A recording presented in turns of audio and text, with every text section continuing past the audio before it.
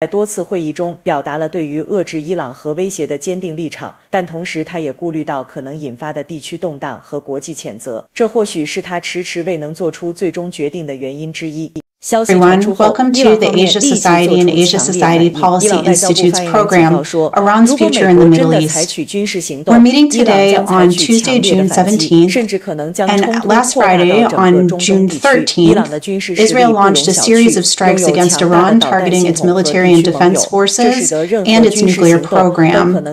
Since then, Israel and Iran have traded multiple missile strikes, with fatalities rising, and the most recent news, Israel asking residents of areas of Tehran to evacuate this morning. We're joined today by two world-renowned experts on the Middle East and Iran to unpack these events and discuss what they might mean for the future of the Middle East and the world.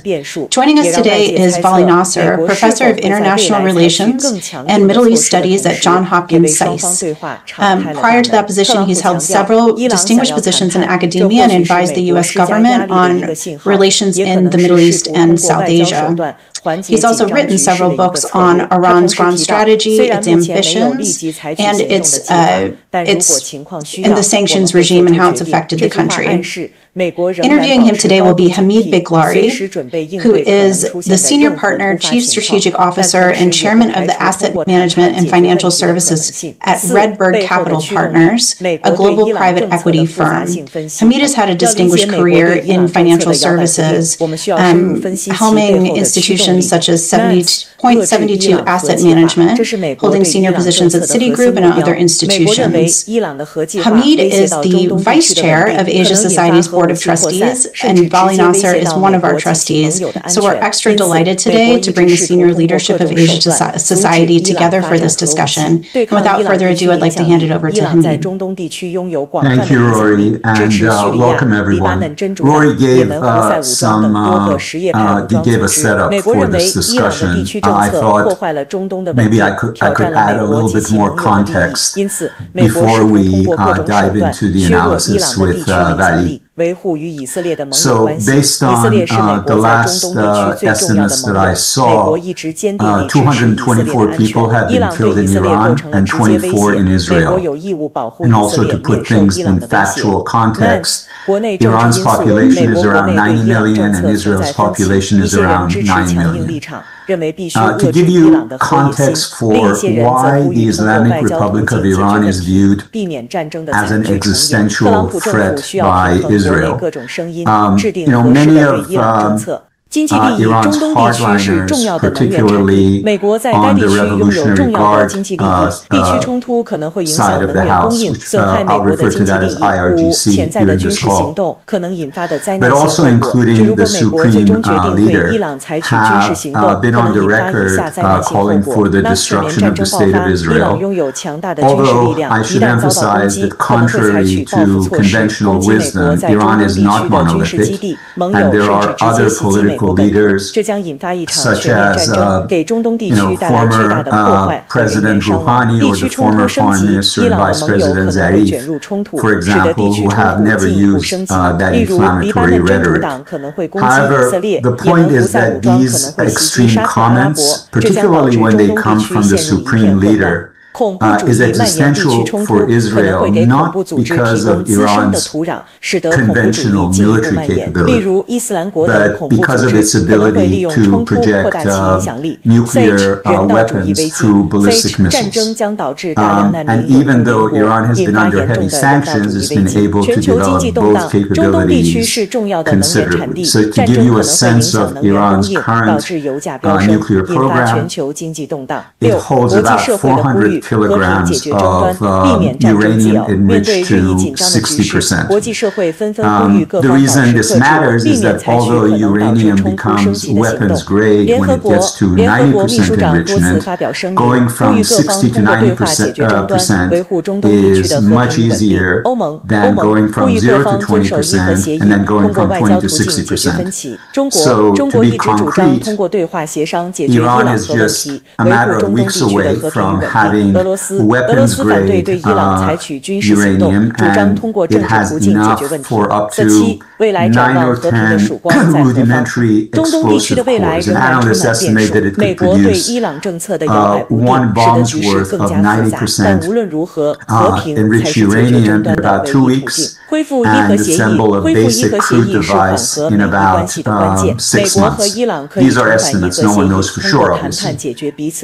And finally, Iran and the U.S. have been engaged in negotiations to find a diplomatic solution where Iran's nuclear capability would be substantially curtailed in return for sanctions relief. But the negotiations never reached fruition because Iran believes it has the sovereign right to have a domestic nuclear enrichment capability, but is willing to stop short of weaponization, but that has not been acceptable to the United States because enrichment gives Iran the ability to weaponize quickly if it so chose. So that's the factual background for why Israel chose to attack.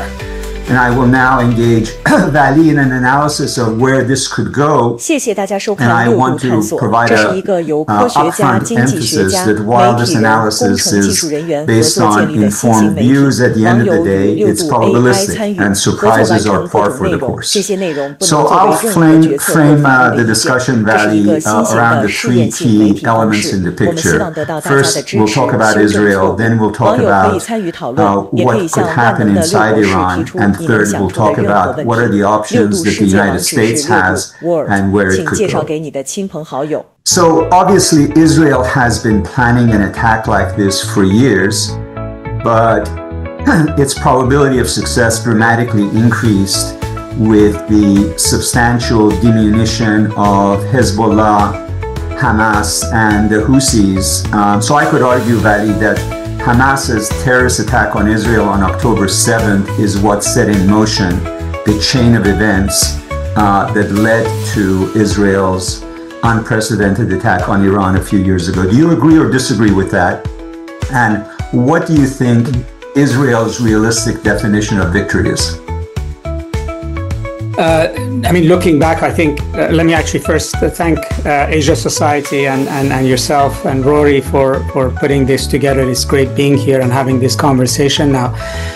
I think it's correct. I mean, it's October 7th is a starting point, and largely because the scale of the attack that Israel suffered and the challenge that it posed to Israel in terms of losing its deterrence in the first months of the war, its population feeling insecure, and then the kind of anger, shock, awe, etc. that Hamas's attack and what entailed included also had a psychological change in Israel itself. I think there was a determination that grew that Israel has to do a lot more and take a lot more risk and be willing to essentially eliminate this problem once and for all. So I think that's pretty important. In fact, before October 7th, the wording among many experts was that Prime Minister Netanyahu talks a big game, but is pretty risk averse. And in fact, when the United States killed the Iranian General Soleimani, it really irked President Trump that Netanyahu was present in egging him on to do this and was involved. And the last minute, Israel did not participate in the actual operation. And so there's a psychological shift, if you will, there's a change of mindset in Israel. And that changed essentially the balance of how much Hezbollah or Hamas or Houthis would restrain Israel's willingness to take risks and do things. So I think Israel's decision was that if Hamas could kill 1,200 Israelis, abduct 200 people, humiliate the intelligence services at the beginning, that this whole thing is a much larger order of threat and Israel has to do something. But in the first year of the war, Hamid, Israel was not succeeding. I mean, the word was that the axis of resistance had it on its back heel.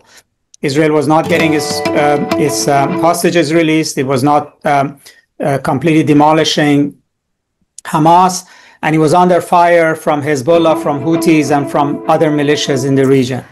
It is really the pager coup when they carry out that audacious decimation of Hezbollah's leadership that really the tide begins to change in an essential way. And I think where we are, and we can dig further because the loss of Syria, killing of Nasrallah, etc., they're all part of this.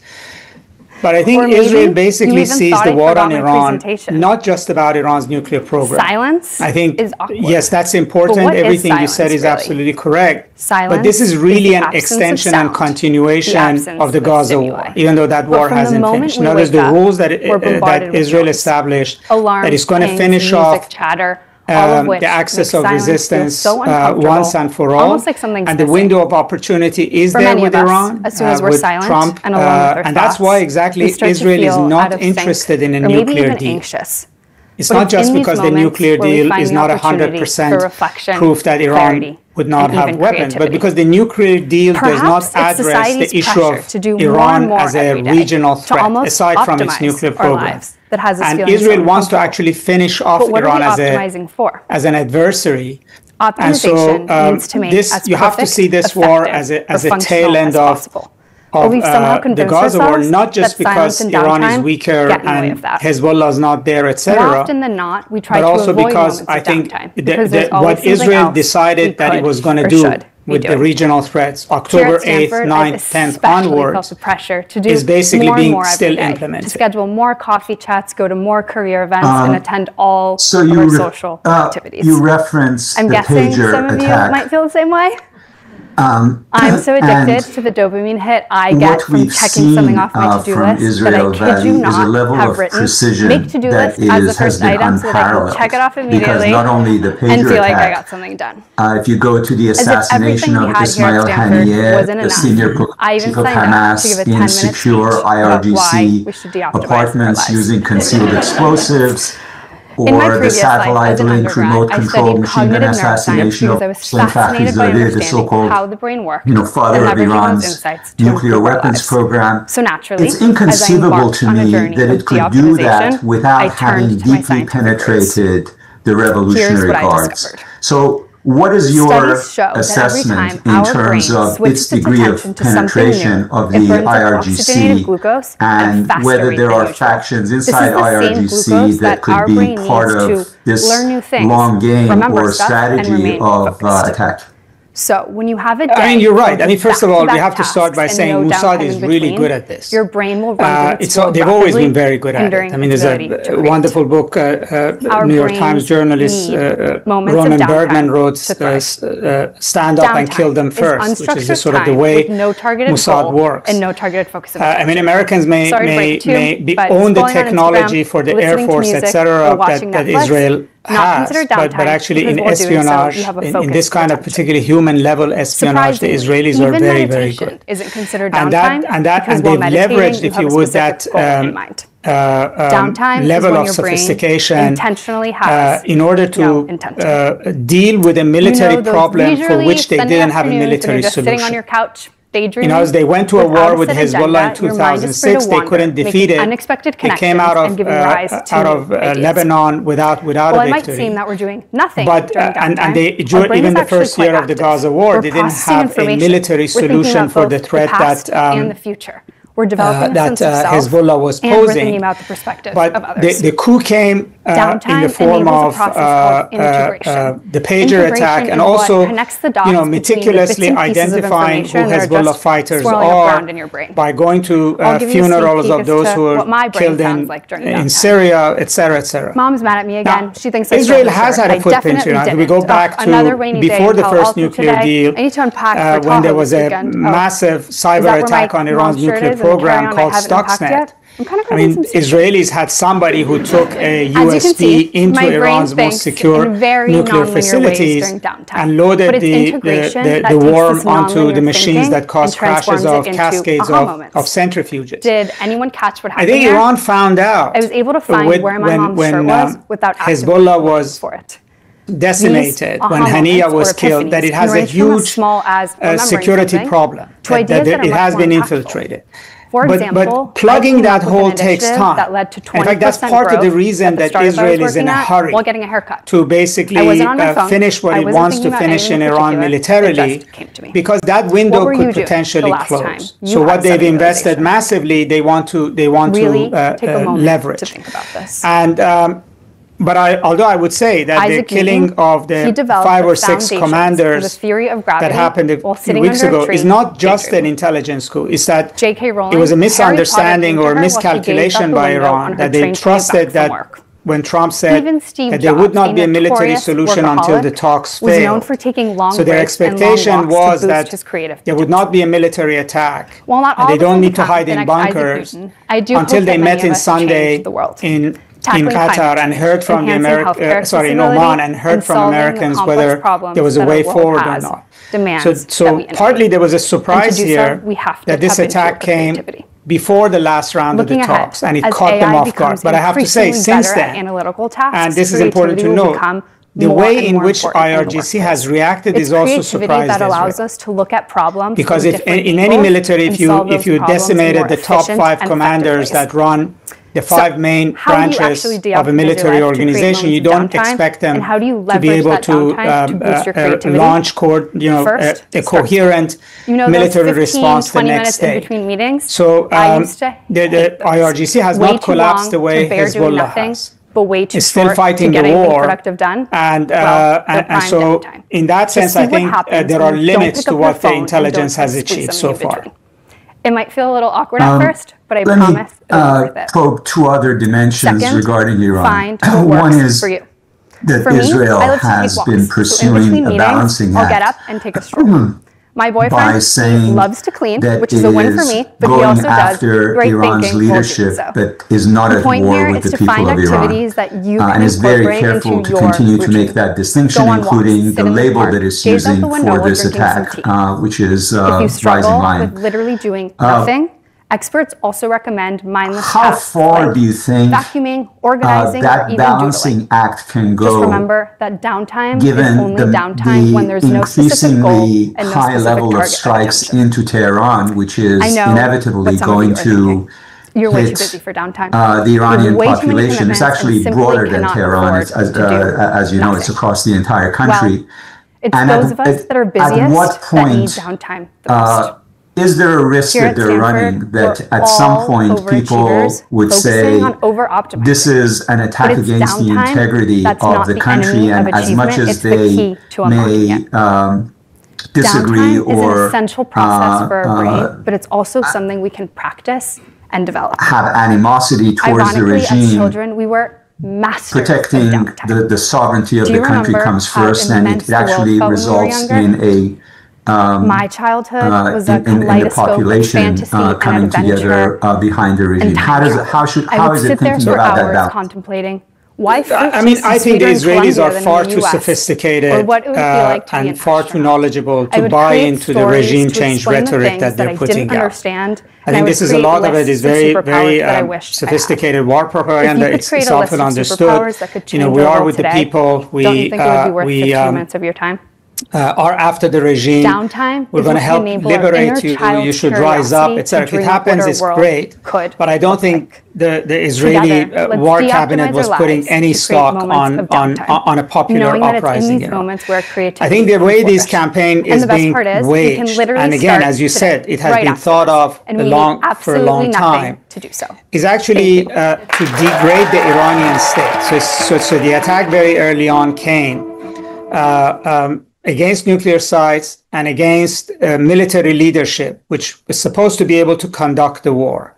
And then it began to go after the various organs and institutions of the state, from the radio, television, to refineries, electrical facilities, and even very early on, it did hit civilian targets, because even some of the generals who were assassinated were killed in their homes, and they lived in high-rises, and these were hit.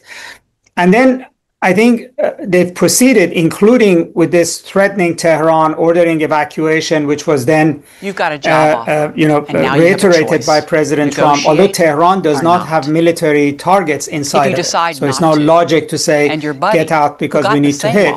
is largely to create enough mayhem, enough anxiety that actually would make Iran, and particularly Tehran, ungovernable, would overwhelm the institutions of the state. And it's basically they're looking not for regime change, they're looking for regime collapse, if you would, and to make it such that the Islamic Republic cannot coherently govern the country.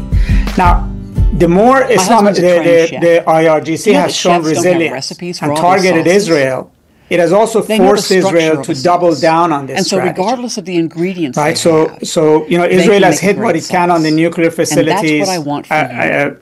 So there's nothing more to hit. It has the run of the skies. Where it wants to hit, which is the deeply embedded nuclear areas, it cannot do on its own. It needs American support, which is a topic we will talk about. So now it's really focused on forcing the collapse of the Islamic Republic. And I think the population is right now, the population is terrorized. Basically, around the country because they feel that they're defenseless, and all of a sudden they're caught in a war they didn't expect. They don't know where to go. It's business, all their businesses, etc., is under threat. The number of casualties is not high, but there are some things that also Israeli officials have said that scare them. For instance, Israeli defense minister said that we're going to apply the rules of South Beirut, Dahia, to Tehran.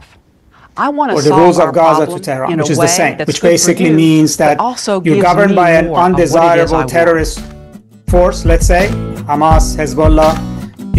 In Israeli minds, Islamic Republic is in the same category, but the targeting them will go through the civilians, and the civilians will pay the price. So I think the priority of the public is not regime change. And first of all, there is no regime to change to. What do you change to? Who to? What happens day after? What a good deal is. Who's actually going to be running the police, the water, the electricity the day after? At least 3 pieces of information. There's nothing there. The first thing we need to know is, and I think the coherence that the opposition had 2-3 years ago around the Mahsa Amini protest is actually fractured. You can see some people are still being full that the regime is under attack. There are those who are rallying to the flag. They are making a distinction between patriotism and the country versus the Islamic Republic. But the priority of the population right now is not regime change, because regime change doesn't address the terror that they're facing. Because that's the point. And I think I think the longer this goes, Israel's priority would be to knock Iran out. And one that as quickly from the fighting as before, and then the civilians basically become. Or whether they like Israel, they don't like Israel, they want to be democratic or not, will become an afterthought. It become irrelevant to the war campaign. Let me explore that concept of regime change a little further. I think you and I can agree that regime change from outside of the country is not serious. Any change, if there is going to be change in regime, or structure, it will have to happen inside the country. And I think we would both agree that the opposition outside the structure of the government is also highly fractured. That only leaves one other potential avenue for regime change. And that is if a faction within the IRGC decides that things are going so far that the integrity of the country is at risk and decide to take matters into their own hands, mount a coup, and explore the idea of giving in on some of the issues, including the nuclear capability, in return for cessation of hostilities. What probability would you assign to that kind of an outcome or evolution?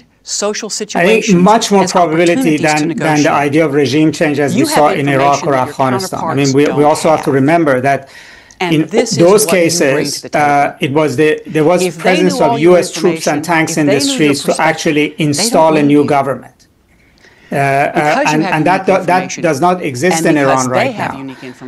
If it comes to a situation where the United States invades Iran and arrives in Tehran, and then it can basically install a government over there. Even the last time this happened in Iran at World War II, Allied forces invaded Iran, removed the king at the time, and put his son in its place. Because when you negotiate issue by issue, this is not going to happen right now. Secondly, the opposition outside, as well as some opposition leaders who are imprisoned inside of Iran, they don't have a ground game. The opposition outside are very influential as influencers. Influencers of public opinion, but they're not in a position to actually not only change the government, but actually run the country.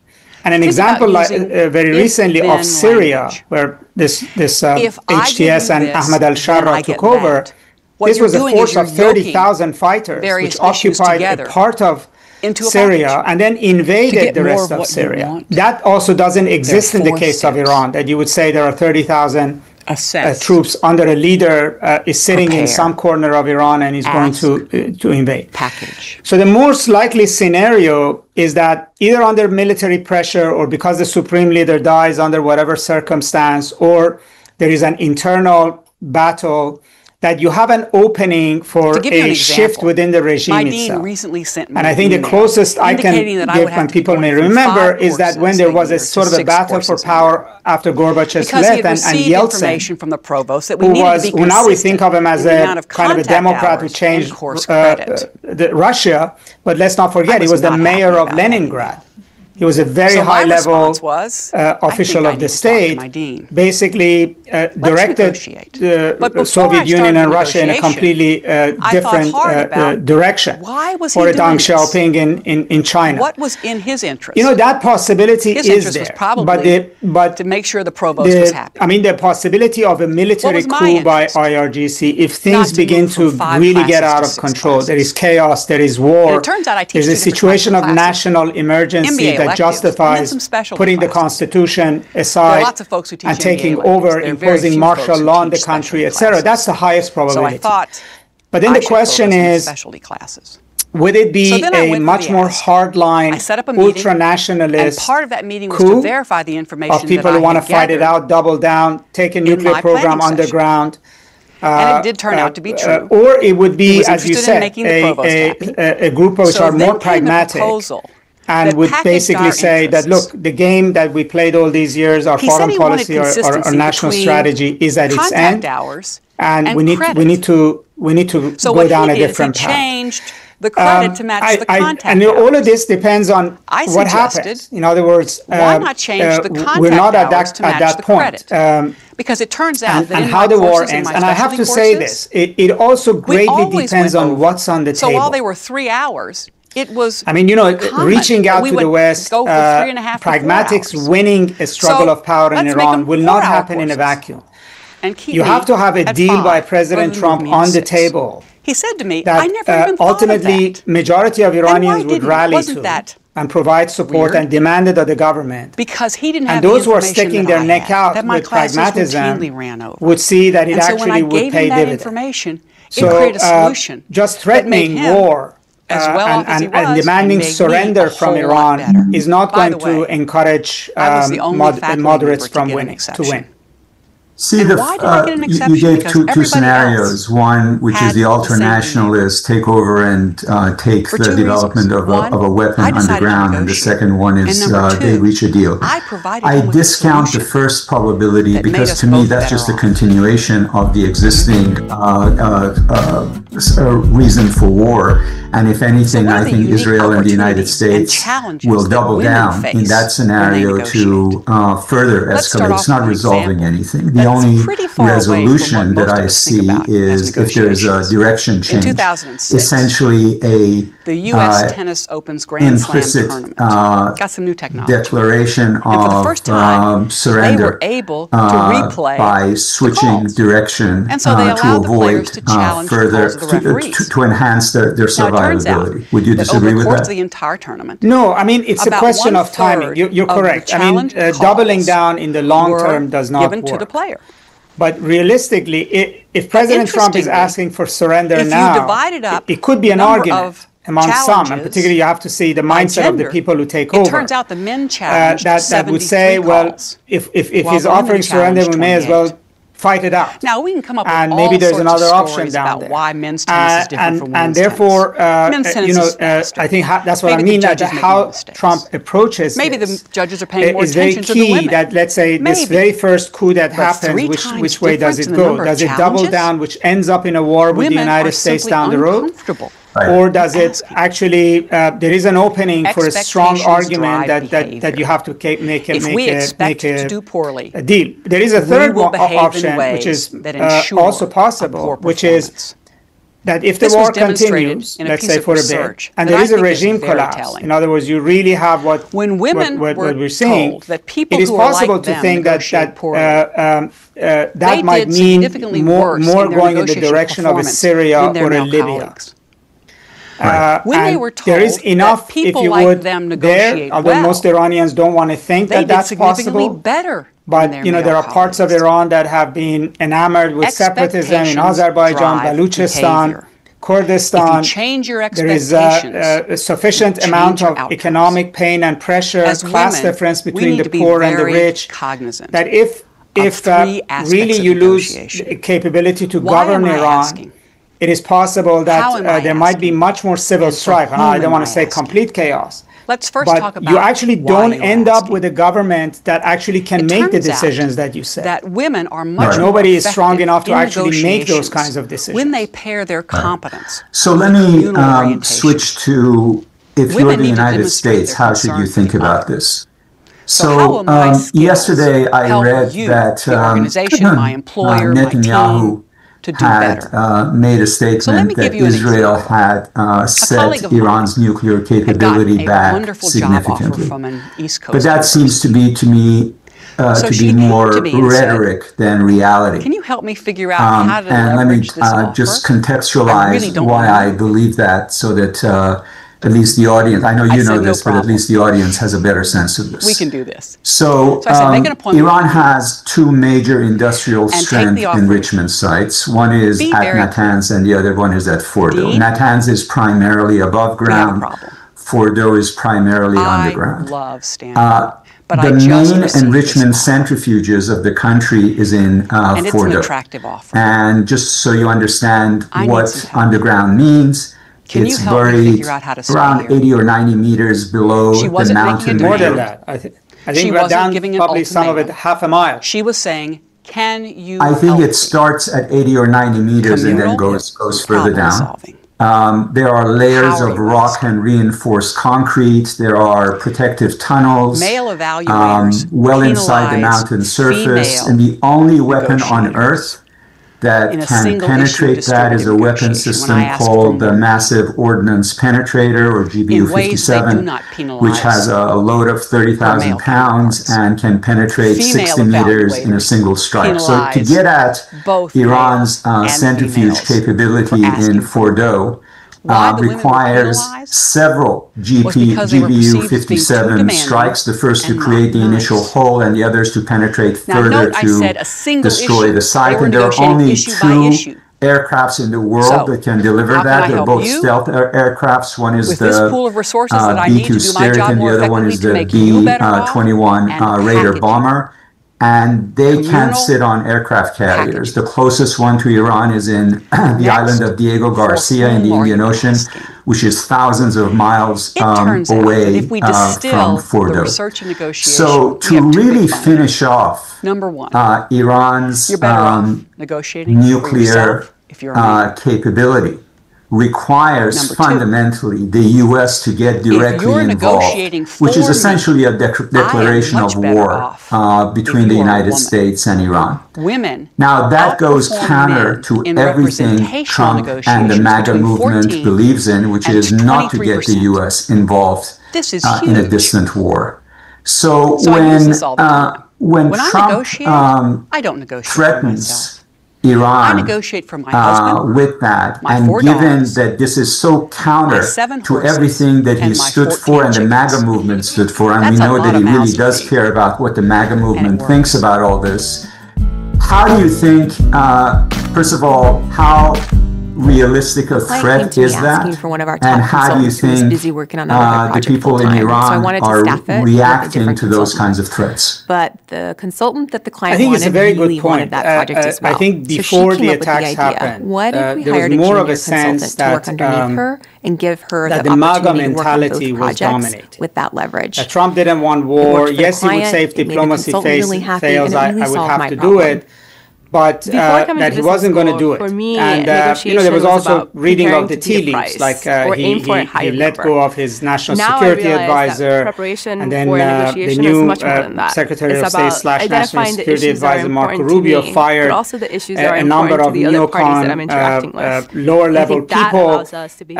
There were very loud voices in the MAGA movement: Marjorie Taylor Greene, Tucker Carlson, Steve Bannon, etc., which are all of whom are very anti-war. And find out your market value. And then there was the example of Yemen, that he allowed the war to start, and then he pulled the plug on it when he wasn't getting the results that he wanted. But then, the question is, how does Iran interpret the Israeli attack? So one theory is to say Trump can say anything he wants, but the decisions are made in Jerusalem, not in Washington. One of the other things you can do Bibi, and in is fact, to survey a membership foreign group minister, or I an was on the association, program, either he online was talking, or offline, he said, well, and we ask decided those the talks what their have failed. salary range I is. thought that was a really interesting comment. In other words, they're not even at the table. But he basically said, we made the decision that these talks are not going anywhere, and we're going to pull the plug. So if that's the case, then the Iranians may conclude that everything we say about MAGA, Trump, etc., is immaterial. This decision is driven by Bibi, and Bibi can control He said, you've Trump. got to go back. The second argument is that Trump actually never meant to negotiate that I might lose that job. That this was all a ruse, and all along he had a deal that this would happen. And now they can look back and say that's true. There were 5 rounds of talks. The first 2, the U.S. was not even ready to talk. He didn't have the personnel. Witkoff just showed up. When the Iranians gave him a proposal in the first meeting, he said, I'm not ready for a proposal. This is just a get-to-know-you meeting. And then, he didn't want to do sustained talking.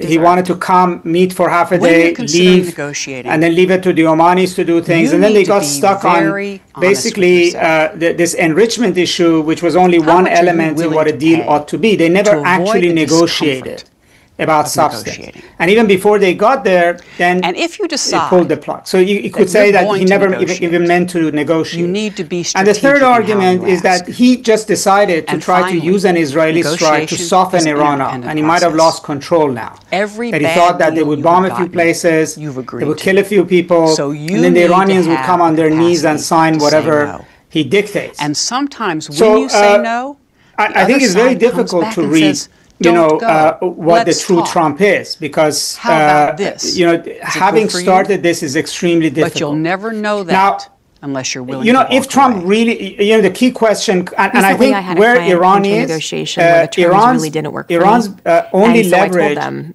is to force Trump to face war. And because otherwise Trump expects surrender from Iran. Really worked for me and allowed me to so the only way that they can deal with him is to say that if you think you're crazy, we're crazier than you. I had no idea. We're willing to risk an all-out war. Are you ready to invade with tens of thousands of troops and get bogged down in the Middle East? If you're not, then as Iran's foreign minister has said, you have to get Israel to stop and then negotiate properly about a nuclear deal. You really do have to understand. So there is already, if you want, pre-negotiation through intermediaries, if you don't know what you want, and through the press that's going back and forth. Earlier in my career, I realized that the types of projects I was going to get to work on and the people I was going to get to work with would be invaluable experience for me to gain for later on. So when I received a promotion, I took that time not just to negotiate my cash compensation, but my total and I find what Bibi said extremely interesting. It's almost like he's preparing I was able to focus on a particular industry and also get to work with team members who I knew would invest in my own development. To say that, we've achieved a lot, because it's really up to him to say Iran is now, he keeps saying Iran is 6 months from a bomb, he can now say they're 2 years from a bomb. I mean, he can change the narrative. if Trump is not goes and bombs Fardo, it is still possible that he thinks that Iranians will be forced to negotiate after Fardo is gone. But then the scenarios could be very, very complicated. The Iranians may at that point retaliate, either against the United States directly, bases around the region, go after the world oil markets, put mines into the Straits of Hormuz, basically try to force the United States hand on war, or that they basically would say, you know what, we're going to come out of NPT, we're going to rebuild something like Fardo, we're going to kick out all the IAEA inspectors, and we're going to rebuild the program and accelerate directly to in terms of how it build a weapon. And here's something which is interesting, because everybody's been talking about enrichment. But according to Bibi Netanyahu, and I take him at his word, Iran has enough enriched material for 9 bombs. Can get so heated, and both parties can I don't know whether that's 60% or 90%. In other words, he says they can basically build the bomb. So Iran can build 9 bombs as we're speaking without having Fardo and Natanz. If you take that you want your future employer and your boss to he says we haven't bombed those enriched uranium because we may cause Let's radioactive start with baby steps. Dissemination. Don't start off with But it's also possible they don't know where those are. Relationship risk. And so then if Iran goes dark and you don't have a deal with it, then the U.S. is going to be put in a position again that the only way to ensure that Iran is not building a bomb is actually to invade Iran and try to do what they tried to do in Iraq. So bombing Fardo, yes, there's a scenario in which you bomb Fardo, you kill the supreme leader, the whole thing collapses, and you're done with it. But if you bomb and the regime survives, then Trump will have a more difficult set of options before it. Think about going to a and now pulling a deal out of the hat without Fardo being bombed. Unfortunately, it requires really to see how good a deal maker is. Boring, black this really requires him to manage the Iranians in a way that brings them to the table and manage Israelis as well. You can't wear them. It's not easily done. I think if he really allowed this attack to happen as just to get a leverage against the Iranians, he may have miscalculated because the situation has become more complicated. They have a sale like once every 6 months. I'm there when the store opens. If you play out this scenario, have to buy. And then there's a shoe that from the rack. Just as much as the current situation may be existential for Israel, and they were in my size. if it gets to the point where the situation is existential for these were really expensive shoes, and they hadn't discounted them very much. What is there preventing it from going after shipping in the Persian Gulf? These are beautiful. And let's assume that it does fall along the lines that you initially outlined. And he said, this will be problem, ma'am. Here's what you do. Iraq and Syria on steroids, and Libya on steroids, if Iran were to disintegrate. And then bring them back. And the calamity that would occur in the region is uncontrollable for the world's energy markets, given the importance of Iran and the region for that. Have you got any other options? So from the point of view of a decision maker and a policy maker doing game theory across this, that works. What is now here's your if you were in that situation, obviously this is a dynamic situation. It could unfold in different ways. Negotiate. What is the least bad outcome? Figure out how to solve the problem. Here's what I want. I think what you put your finger on is very important. It's also very important not to think of game theory based on assumptions that an American would make or a European would make. You see, there is a scenario in which if the leaders of Iran today, and they don't distinguish between the state and the regime. This is an outside of Iran kind of looking at it. They see themselves as defender of the country.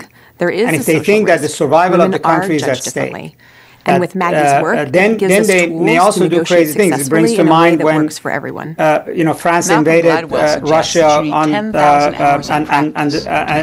the previous century, and the Russians actually set the entire city of Moscow on fire. You need to practice and retreated into the woods. You need to learn. I mean, the French were completely shocked that you would happen. See social situations so as an if you have people in Iran who basically decide and your counterparts the best bet for survival of the country is actually to force the Americans to fight on the ground. They cannot fight the Americans and Israelis in the air. That option isn't there, right? So if you don't have that option, and it's between handing the keys of the country to them, and you don't trust them to be good guardians when you give the keys to them, and you basically say that this is a big country. I mean, it's not only, we have to also note that the closest port to Tehran is about 2,000 miles from, and 2 mountain ranges from the capital city. I mean, to invade and control Iran requires order of magnitude larger number of troops than the US deployed in Iraq. It would be hugely costly, it would be hugely problematic. But you might very well say that might be, they may decide that you have to confront the United States with that reality before you get it to make a decision that you can live with. And that's a very dangerous calculation. I think, we have to think not only in terms of the options that are palatable, like the regime's going to fall, they're going to make a rational decision, they're going to just shelve their nuclear program. So I think still the least bad option is a deal that would stop the fighting now, which would, yes, it's short of Israel's war aims, but it's far better than what Israel was facing a week ago in terms of Iran's nuclear program, in terms of the strength of the Islamic Republic. And it would be still the best outcome for the United States, because if President Trump, not only that he doesn't like war, he wants to focus on China, he wants to focus on the border, he wants to deploy the Marines instead of in the Middle East, in American cities. If all of these things you put together, it's also the least bad option for him. Right. So we've talked about the three main protagonists in this complicated situation. And I want to try to Where do you think Russia and China land, given the fact that Russia has more than its arms full dealing with Ukraine, and its ability to project any influence is extremely limited, and China is far away? How do you think they're looking at this and what their calculus is? They think a lot about what they're going to say. I think they're worried, but also they are watching. I mean, there's a number of things at play. They're looking at U.S. behavior, how U.S. handles something like this, because it does have implications with how it would handle issues with them. They're looking at whether Iran will become, like 9/11, something that can distract the United States for a time period.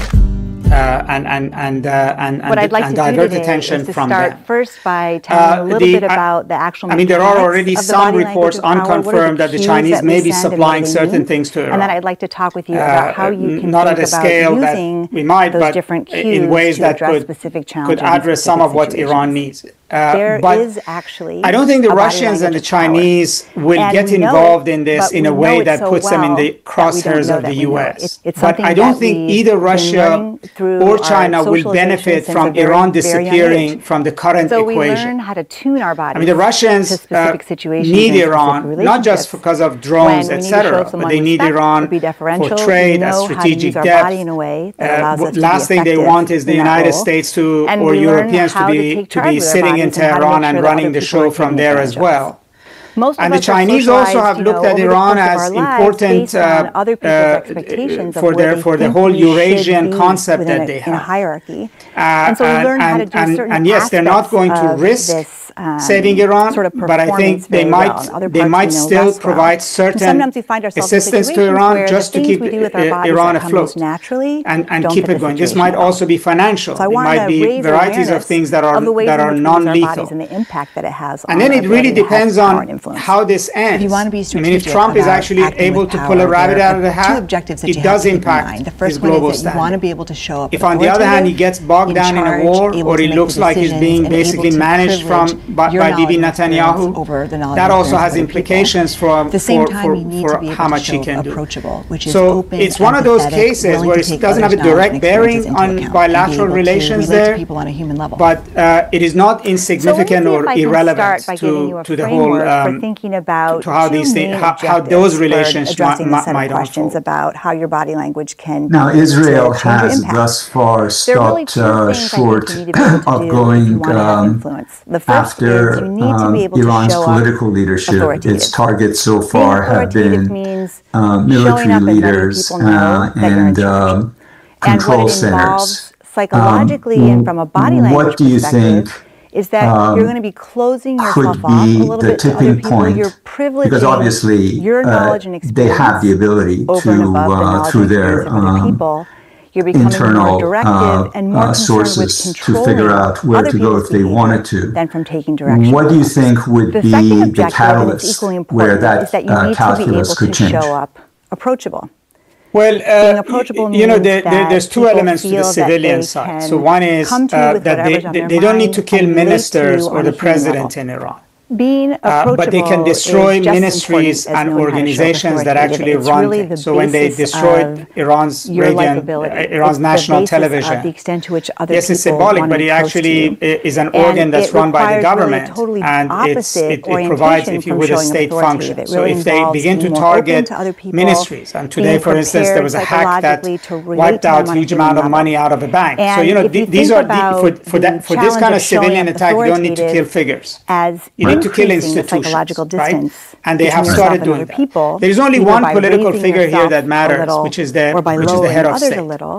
Yeah. And that's a risky thing to do because it may also unleash a sort of a much more uncontrolled Iranian response. So in the framework that I'm introducing to you today, which I call acting with power, and it also, I think if you're President Trump, I mean, President Trump said, I vetoed it. And the body language so there's two reasons why you would veto it, why he would say that. One is he's just trying to get brownie points with Iranians, play the good cop, and say, you know, I'm not with Israel. I did something positive for you. You could still talk to me.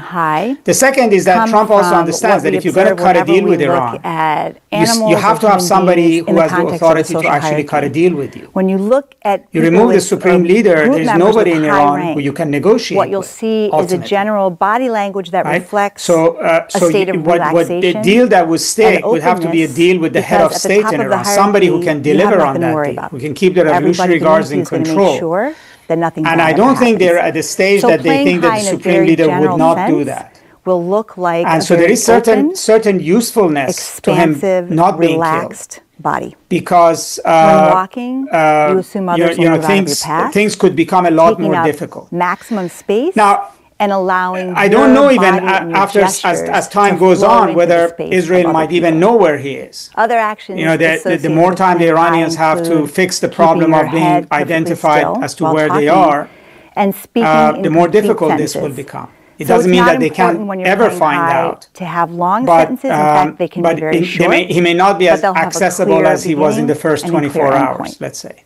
And that's partly seen because the Israelis are not able to kill the new commanders of IRGC. They are killing commanders, but not the way that they killed specific heads of divisions that they did in the first that staring someone down is associated with playing high is something. Let me just ask one more question in the last 5 minutes that we have. So when you're playing high, how do you think you stare someone down? They're not a prominent player in this. They're secondary players. They know you're serious. But how do you think the Saudis, the Emiratis, the Pakistanis, the countries surrounding Iran are viewing this, and what is the outcome that they're expecting? Check other people's eyes for any reaction. It's actually very interesting. Pakistan and Turkey, and you have no visible reaction, even among their highest level politicians, have reacted very, very interestingly. Before you know what you're going to say. Which is after Iran, it will be our turn. To recognize that so they've not seen this about Iran. They've seen this about as a geostrategic shift, that if Israel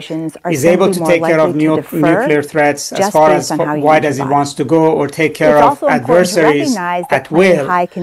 Iran is right now the bogey in front of it, but what happens when Iran is gone? Who's the next bogey?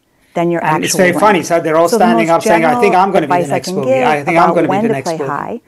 And that's a sort of one reaction. The other is that the Gulf countries are very nervous because a prolonged conflict could actually land on their doorsteps. Apparently, when President Trump was in the Gulf, He was told by all three leaders there are trillions of dollars of business we can do together. The economic development promise here is enormous, but you cannot have war.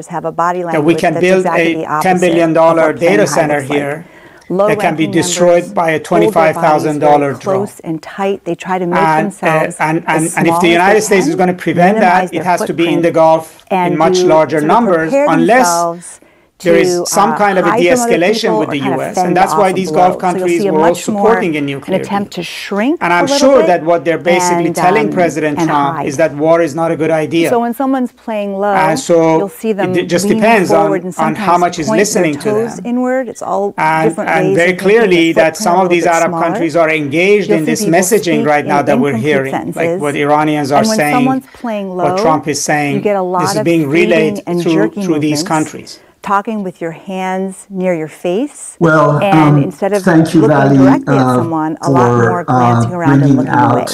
They'll talk to you all the and just glance complexities over associated with this situation. Anyone who tuned in expecting there would be answers thought incorrectly. There are no answers. These are dilemmas with horns, and there are no silver bullet solutions to them. They can go in unpredictable ways, and I've always felt that if we lived in a world that had a bell-shaped distribution 20 years ago, we're increasingly living in a world with fat-tailed outcomes where things that we thought were improbable, such as regime change in Iran, attacks in the Persian Gulf, regime collapse, things that were unfathomable are now in the realm of possibility. And I don't know about you, but I was surprised by the Israeli attack on Friday. I didn't expect that it would have happened this quickly when we're in the midst of negotiation, but that's what surprise is. You don't have surprise when people expect it, you have surprise when no one expects it. So you're most likely to be effective. I don't think either of us have a sense of where this could go, but I think what we've tried to lay out is all the various directions that it could go, and we hope for the least unattractive outcome, because there are no good outcomes from this. So thank you so much. To make myself Thank more you. comfortable Thanks for having me. in situations where I'm afraid